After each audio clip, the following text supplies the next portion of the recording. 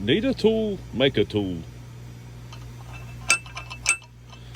I was out here messing around last night and was trying to isolate some of the steel and what I was hammering out, and using a straight peen hammer and the horn on my anvil, and it was really aggravating.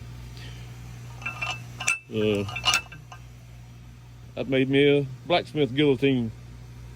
I already got an idea too. I'm gonna have to do one for fullering, but that'll work good for what I need it for.